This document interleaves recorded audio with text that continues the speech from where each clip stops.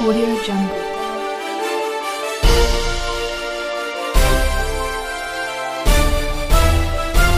Audio Jungle. नमस्कार दोस्तों, Vinayak competition Palsana में आपका हार्दिक स्वागत है। आज हम पिछले वीडियो में आपने देखा था भारत के द्वीप समूह के बारे में हमने अध्ययन किया था, जिसमें पहला पॉइंट आपने लक्षद्वीप जो अंडमान निकोबार द्वीप समूह है, इस अंडमान निकोबार द्वीप समूह के बारे में कल अपन ने अध्ययन किया था इससे पिछली क्लास में। और जिस कैंडिडेट ने अभी क्लास देखी नहीं है वो प्ले लिस्ट में जाके विनायक कोचिंग पलसाना में जो यूट्यूब चैनल है उसमें प्ले लिस्ट में जाके जो शेष वीडियो हैं पहले जो डाउनलोड हो चुके हैं उनको देख सकता है। तो आज फिर आपका एक लेटेस्ट टॉपिक जो है वो स्टार्ट कर रहे हैं और आज का जो चैप्टर होगा वो होगा आप लक्षद्वीप समूह है और भारत की स्थिति विस्तार का ये नेक्स्ट पार्ट आ गया है। और इस लक्षद्वीप समूह के बाद में भारत की स्थिति और विस्तार के अंदर जो शेष जानकारी है उस जानकारी को भी देखेंगे। तो सबसे पहले दोस्तों आज का जो चैप्टर है ये आपका नेक्स्ट जो केंद्र शासित प्रदेश है लक्षद्वीप समूह है। लक्षद्वीप समूह जो है ये अपना नेक्स्ट जो केंद्र शासित प्रदेश है जलीय क्षेत्र में, इसका आज हम अध्ययन करेंगे।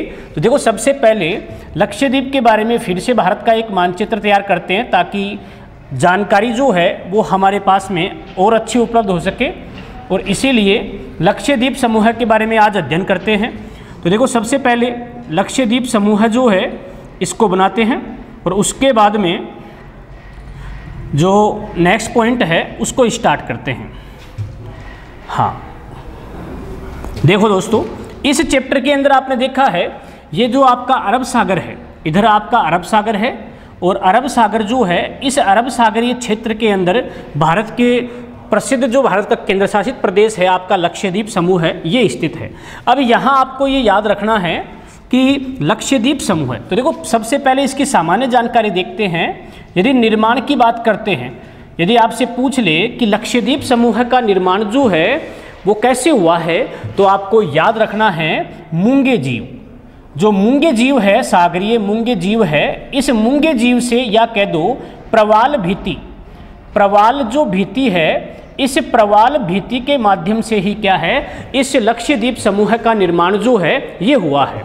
दूसरी बात आपने पढ़ी है भाई लक्षद्वीप समूह जो है ये प्रवाल भीति मूंगे जीव के रूप में बना हुआ है और उन्हीं के द्वीप जो है वो आज हमें लक्षद्वीप के रूप में दिखाई देते हैं।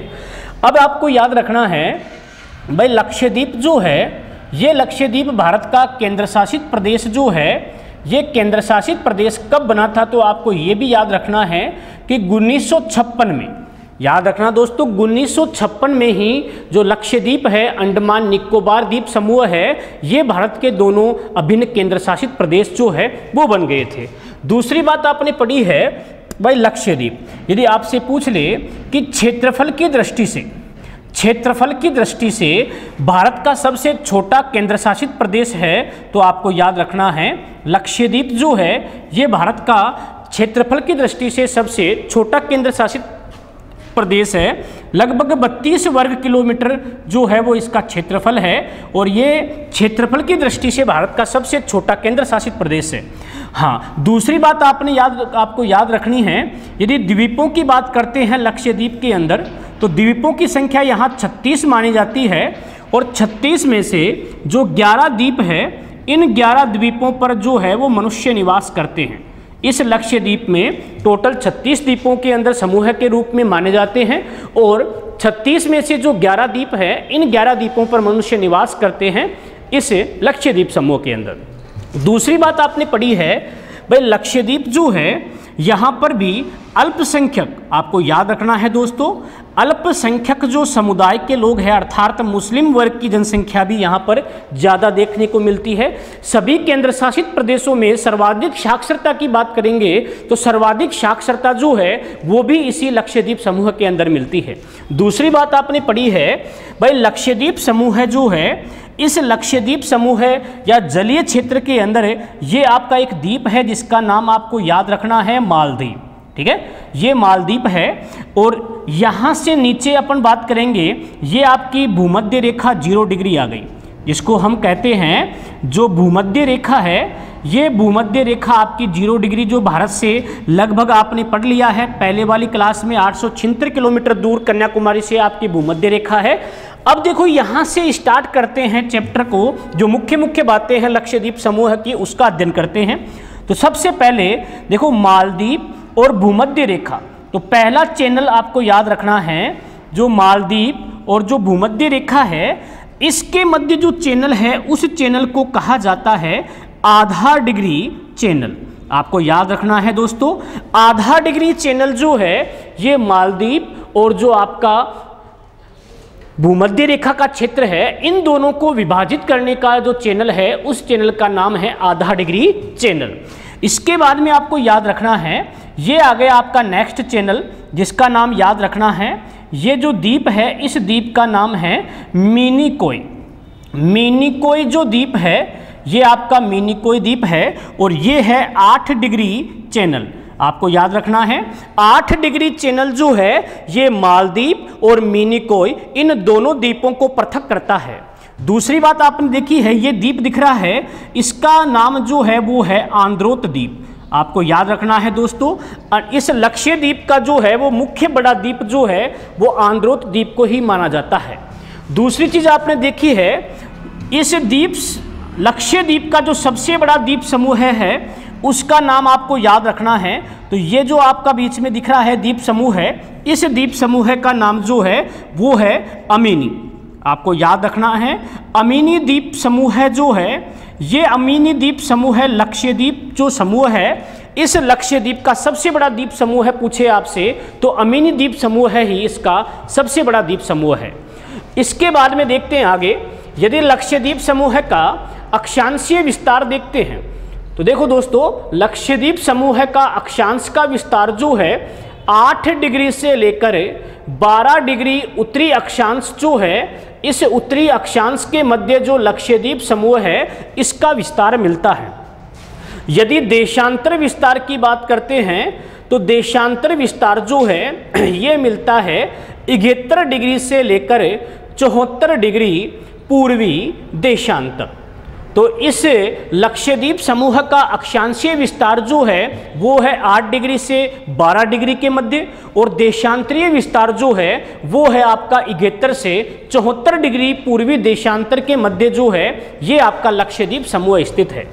यदि केरल के तट से लक्षद्वीप का क्षेत्र देखते हैं, ये आपका केरल राज्य है, तो यहाँ हम लेते हैं कि केरल का जो तट है इस केरल के तट से लक्षद्वीप समूह की दूरी देखते हैं तो लगभग 280 किलोमीटर की दूरी के बाद में ये जो आपका द्वीप समूह है इसके छोटे मोटे द्वीप जो है वो स्टार्ट हो जाते हैं।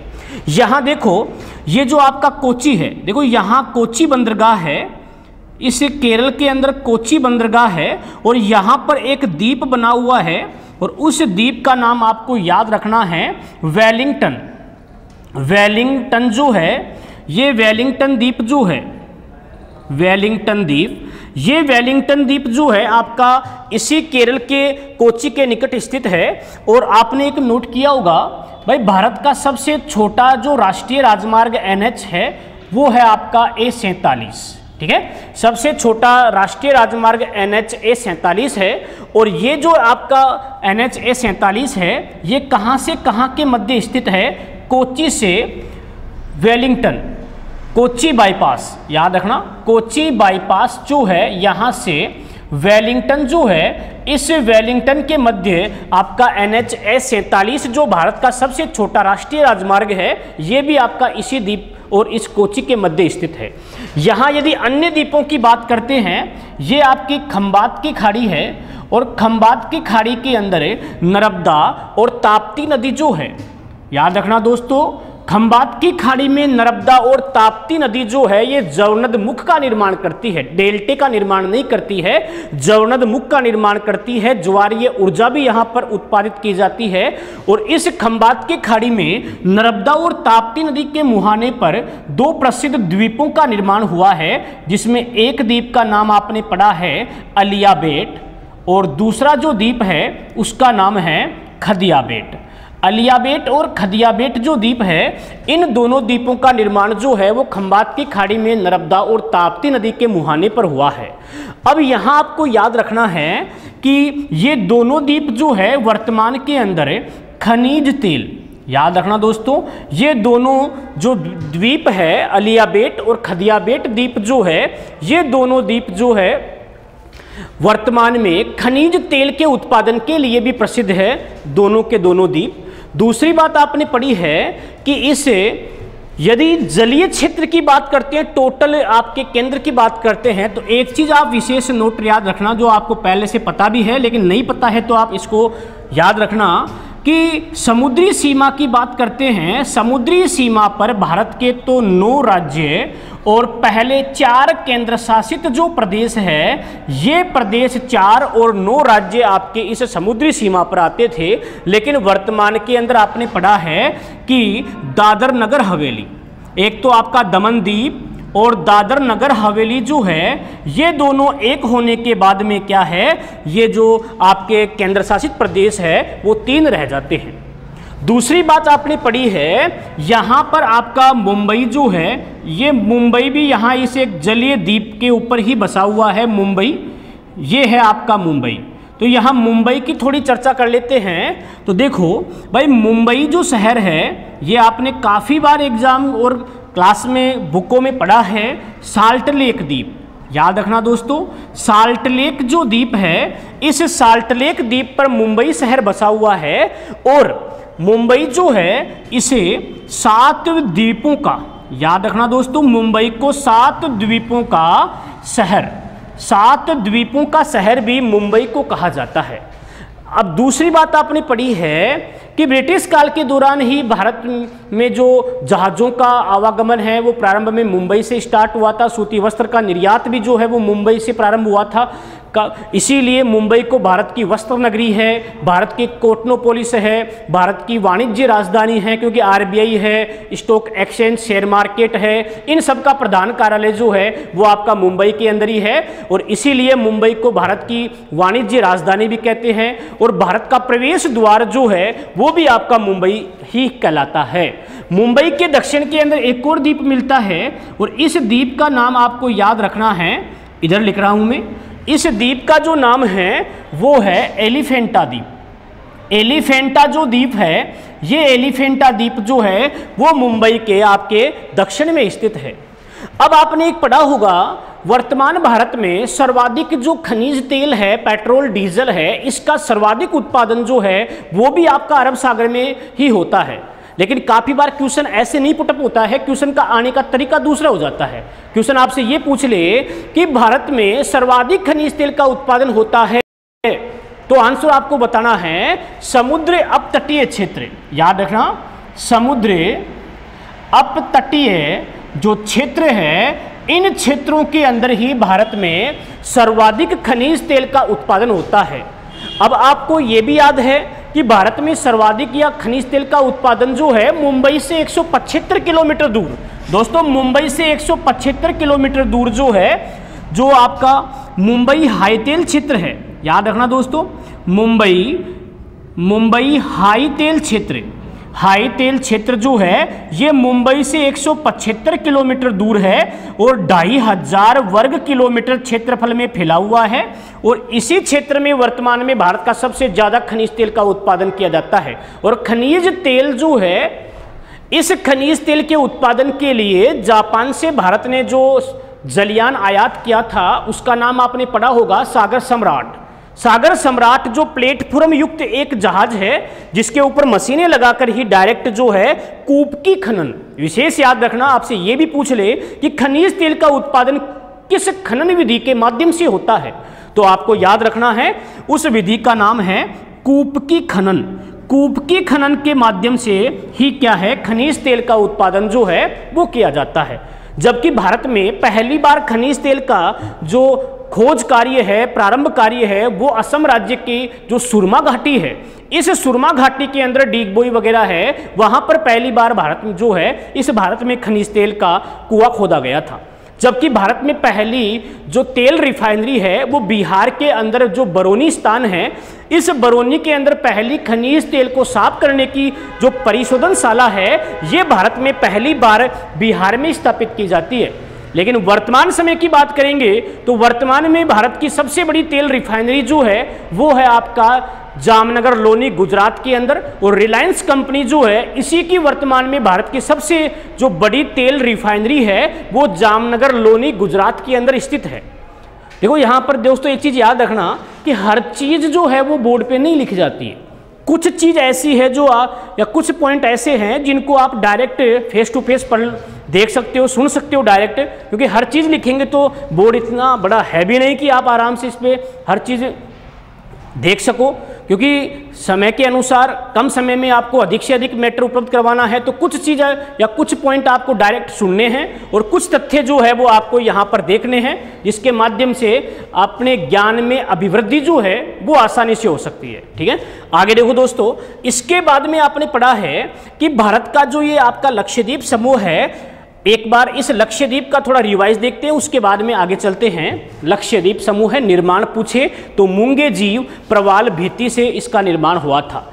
अब देखो इसी पॉइंट में एक नया क्वेश्चन और बता देता हूं आपको। क्वेश्चन पूछे कि विश्व में सबसे बड़ा मूंगे प्रवाल जो आपका भित्ति का केंद्र है वो पूछते हैं, तो ग्रेट बैरियर रीफ जो है ये मूंगे प्रवाल भित्ति की एक दीवार है ऑस्ट्रेलिया के अंदर। ऑस्ट्रेलिया के अपन कहेंगे पूर्व में 1920 किलोमीटर लंबी मूंगे प्रवाल की दीवार है जो विश्व में सबसे बड़ी मूंगे दीवार मानी जाती है, जिसका नाम है ग्रेट बैरियर रीफ जो है ये ऑस्ट्रेलिया के पूर्व में है।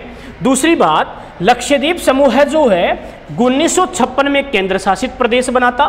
क्षेत्रफल की बात करेंगे तो याद रखना है भाई 32 किलोमीटर वर्ग किलोमीटर क्षेत्रफल है। क्षेत्रफल में न्यूनतम केंद्र शासित प्रदेश जो है वो आपका कौन सा हो गया है, आपका हो गया लक्षद्वीप समूह है। जबकि लक्षद्वीप में द्वीपों की बात करेंगे तो 36 द्वीप माने जाते हैं और यहाँ 36 में से 11 द्वीपों पर मनुष्य यहाँ निवास करते हैं। इसके अलावा यहाँ पर अल्पसंख्यक समुदाय के लोग जो है ये यहाँ पर क्या है निवास करते हैं। मुस्लिम जनजाति भी यहाँ पर सर्वाधिक निवास करती है, ये विशेष ध्यान रखना। अब आपको पता होगा कि 15 अगस्त 1947 को जब भारत स्वतंत्र हुआ था उस समय लक्षद्वीप भारत का अभिन्न अंग नहीं था, एक स्वतंत्र अलग से द्वीप समूह था। जब भारत पाकिस्तान विभाजित हो गए थे 1956 जो है यहाँ तक आते आते भारत जो है ये पाकिस्तान से पहले लक्षद्वीप में पहुँच गया था, कुछ समय पहले ही पहुँच गया था। इसीलिए भारत ने अपना ध्वज जो है वो लक्षद्वीप में स्थापित किया और इस प्रकार 1956 में भारत का केंद्र शासित प्रदेश जो है वो लक्षद्वीप समूह बनता है। फिर आपने पढ़ा है कि लक्षद्वीप का जो क्षेत्र है वो देखा, भूमध्य रेखा मालदीव के बीच में जो चैनल है इनको विभाजित करने का उसका नाम हो गया आधा डिग्री चैनल।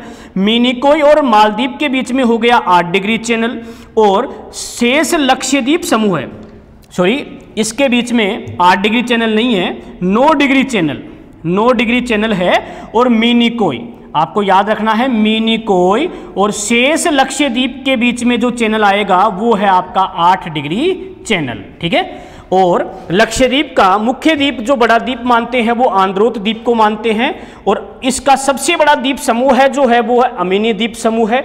और इस संपूर्ण द्वीप समूह को मिलाकर ही क्या है भाई लक्का द्वीप है, अमीनी द्वीप है और मिनिकोय द्वीप है। इन सभी को मिलाकर जो है वो फिर कालांतर में 1963 में इसका नाम जो है वो लक्षद्वीप समूह रखा गया था। अब देखो एक इंपॉर्टेंट क्वेश्चन और आता है, वो क्या है, यदि आपसे पूछ ले भाई लक्षद्वीप जो है इस लक्षद्वीप का उच्च न्यायालय जो है हाई कोर्ट जो है वो किसके क्षेत्राधिकार में आता है, तो आपको याद रखना है कि लक्षद्वीप समूह का हाई कोर्ट जो है ये हाई कोर्ट केरल जो उच्च न्यायालय है, केरल उच्च न्यायालय जो है इस केरल उच्च न्यायालय के अधीन ही क्षेत्राधिकार में ही लक्षद्वीप का आता है। जबकि अंडमान का आपने पढ़ा था कलकत्ता उच्च न्यायालय जो है उसके क्षेत्राधिकार में अंडमान उच्च न्यायालय जो है वो आता है। यदि इसे का अक्षांशीय विस्तार देखते हैं तो 8 से 12 डिग्री के बीच में है। देशांतर विस्तार देखते हैं तो 71 से 74 है। केरल के तट से क्षेत्र देखते हैं तो लगभग 280 किलोमीटर के बाद में ये द्वीप स्टार्ट हो जाता है। और भारत का सबसे छोटा राष्ट्रीय राजमार्ग NH 47 जो है ये कोच्चि के पास में जो द्वीप है जिसका नाम है वेलिंगटन द्वीप। इस वेलिंगटन और कोच्चि बाईपास के मध्य NH 47 जो भारत का सबसे छोटा राजमार्ग है वो भी यहाँ स्थित है। आपने ये भी पढ़ा है कि समुद्री सीमा पर 9 राज्य 4 केंद्र शासित प्रदेश है, लेकिन दमनदीप दादर नगर हवेली का विलय होने के बाद में अब 3 केंद्र शासित प्रदेश जलीय क्षेत्र की सीमा पर आते हैं। और इसके अलावा जो आपका 9 राज्यों का डेटा है वो वैसे के वैसे रहेगा। इसके बाद में आपने पढ़ा है द्वीपों की बात करते हैं तो मुंबई जो है साल्ट लेक द्वीप पर बसा है। मुंबई को 7 द्वीपों का शहर कहते हैं। मुंबई को भारत की वाणिज्य राजधानी कहते हैं। मुंबई को भारत की कोटनोपोलिस कहते हैं। मुंबई को भारत की वस्त्र नगरी कहते हैं। मुंबई को भारत का प्रवेश द्वार कहते हैं। भारत का सबसे प्राचीन प्राकृतिक पतन जो है वो भी मुंबई को कहा जाता है। मुंबई जो है, इस मुंबई के दक्षिण के अंदर एक द्वीप है जिसका नाम आपने पढ़ा है, वो है आपका एलिफेंटा द्वीप। और एलिफेंटा द्वीप जो है ये मुंबई के दक्षिण में स्थित है। इसके बाद में आपने पढ़ा है कि मुंबई से 175 किलोमीटर दूर अरब सागर जो है, इस अरब सागर के अंदर एक भारत का प्रसिद्ध खनिज तेल क्षेत्र है जिसका नाम है मुंबई हाई तेल क्षेत्र। और ये वर्तमान भारत में सबसे बड़ा खनिज तेल का उत्पादन जो क्षेत्र है वो माना जाता है। दूसरी चीज आपने पढ़ी है भाई, ये जो अरब सागरीय क्षेत्र है, इस अरब सागरीय क्षेत्र के अंदर जो भारत का द्वीप समूह है, यहाँ देखो द्वीप समूह की बात करते हैं तो दक्षिण में हिंद महासागर जो है उसका विस्तार आता है, जो एक उत्तर में बंद महासागर के रूप में भी जाना जाता है। और इधर जो है आपका मेडागास्कर जो द्वीप है, ये मेडागास्कर जो द्वीप है इसका विस्तार मिलता है। तो इस प्रकार भारत जो है, इस भारत का जो एक द्वीप समूह है आपका, वो है आपका लक्षद्वीप समूह जिसकी जानकारी आपने देखी है। अब देखो इस टॉपिक के बाद में जो आपकी नेक्स्ट क्लास होगी, इस टॉपिक के बाद में आपकी जो नेक्स्ट क्लास होगी, उस नेक्स्ट क्लास के अंदर जो स्थिति विस्तार का लास्ट चैप्टर है, जो अंतर्राष्ट्रीय सीमा है उनके बारे में अध्ययन करेंगे। और उसके अलावा इस अंतर्राष्ट्रीय सीमा में अब तक जो चैप्टर आपने नहीं पढ़े हैं, कौन से, कि जैसे मान लो भारत पाकिस्तान है, भारत चीन है, भारत म्यांमार है, भारत बांग्लादेश है, इनके बीच में जो सीमा तो बन गई, सीमा की लंबाई भी हो गई, लेकिन जो इनके बीच में विवाद आ गया सीमा का, उस विवाद की जानकारी जो है जो अगली क्लास आएगी, उस अगली क्लास में भारत की स्थिति विस्तार का लास्ट चैप्टर के रूप में आएगी। और उसके बाद हो सकता है कि जो इस बार इस चैप्टर में से जो क्वेश्चन कहाँ कौन से क्वेश्चन एग्जाम में पूछे गए हैं उनको एक बार हम बोर्ड के माध्यम से देखने की जो है वो कोशिश करेंगे। और उसके बाद में आपका नेक्स्ट चैप्टर जो है वो स्टार्ट होगा। तो ज़्यादा से ज़्यादा शेयर, लाइक और सब्सक्राइब करें। यदि आपको वीडियो पसंद आता है तो जय हिंद, जय भारत।